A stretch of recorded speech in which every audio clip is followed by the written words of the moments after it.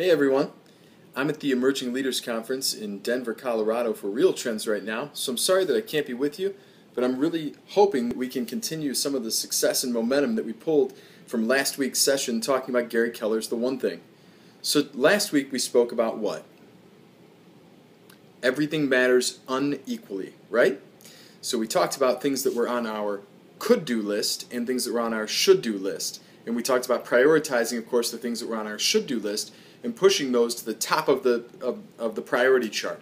And then when we completed those, maybe we'd have time for the things on our could-do list and how that prioritizing was going to make a big difference in all of our successes.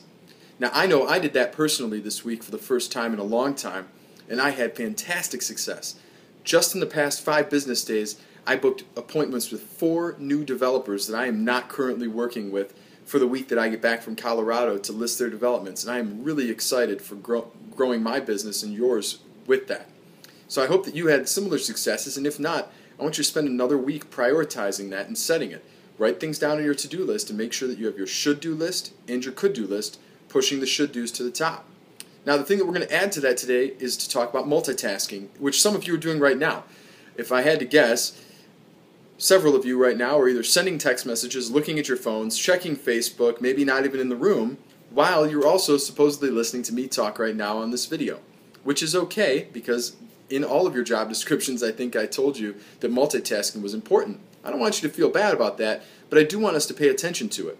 If everything matters unequally and we know the things that we should do, shouldn't we give them our fullest attention? I mean, after all, would we be okay if a doctor was sending text messages while doing open heart surgery, or a pilot was on his cell phone while landing a plane? Of course not. I mean, if you pay attention to anything in government right now for public safety, you know that the big debate in Washington D.C. is how to prevent a family minivan from turning into a 2-ton wrecking ball and crashing into things because of teenagers texting while driving, right? So these things are all right in front of us. Multitasking is something that we all do, from walking and chewing gum to texting and driving to checking your social media while listening to this video, right? But it's interfering with our days. The reality about multitasking is that it's a lie.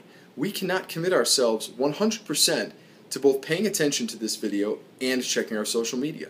We can't commit ourselves 100% to prospecting for new business and responding to text messages from mom. We can't commit ourselves 100% toward closing a deal and getting a buyer committed and wondering what we're going to be eating for dinner tonight while we're talking to our spouses. It's just not possible. Something always has to give, because our brain works in channels.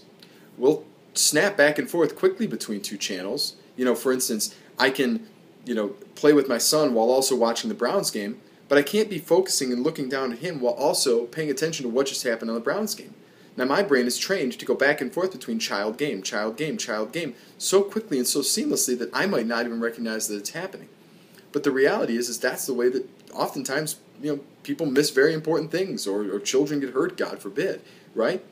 So what I want us to think about is that those most important things that we do in our day, the things that are on our should-do list, especially for the context of work, since that's how I know you guys best, that we focus on that should-do list, giving it 100% attention. So here's my challenge for you for the next few business days that you're working while I'm away, and then also in the couple days that I'm back next week. I want you to take your should-do list, and I want you to turn off everything else around you while you're doing the things on your should-do list. Now, if you listen to what I said earlier, I spent probably a half hour a day. That's it, focusing on finding new developers and setting appointments. That's it. One day I didn't even try at all. So 30 minutes a day is not that much to ask, especially for a career that can make you so much money so quickly. Think about those things that are on your should-do list. Mine was lead generation for new builders. I think that yours will probably be lead generation for listings, if I had to guess. And commit yourself to 30 minutes today, right when this meeting's over. Divide up around the office. Go into my office, the conference room. Sit in Ann Callahan's old office. It's now a closing room. Go sit in your car. But spend 30 minutes focusing on that lead generation. Get your FSBOs off of Craigslist or ForSaleByOwner.com. Look at the expired list that Dixie sends out, or ask Dixie for it if you don't have it. Go ahead and call your sphere. We spent a lot of time building our spheres of influence, right? Well, guess what? They all just received an email from you. Call and follow up in response to the email, but spend 30 minutes talking to the people that you can talk to about real estate for the next few days. I can't wait to hear the results when you prioritize what should be on your should-do list and then also give it your undivided attention for at least 30 minutes a day. I can't imagine that that's asking too much. My guess is the results are going to be pretty profound, and I'm really excited to hear about them. Now, a couple big ideas I just want to make sure you take home. Distraction is natural. I don't want you to feel bad when you get distracted. Everyone gets distracted. But understand that multitasking takes a toll. Whether it's at home or at work, distractions will lead to poor decisions, painful mistakes, and unnecessary stress. You know, my dad told me a long time ago, if you have time to do things twice, you should have done them right the first time. If you have time to do things twice, you should have done them right the first time. Right? So I said that twice purposely. I want you guys to think about that. Oftentimes we're doing the same thing more than once. We're repeating ourselves right on phone calls, or we're having to send the same email to somebody 2 times because we got interrupted in the middle of it the first time around. Let's complete those tasks. And I also want you to consider the possibility, or the likely possibility, I should say, that distraction undermines your results. When you try to do too much at once, you end up doing nothing well.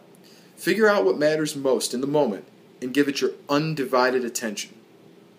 I believe that if you do these things this week, you're going to have great successes, and I can't wait to hear about them when I get back from Denver.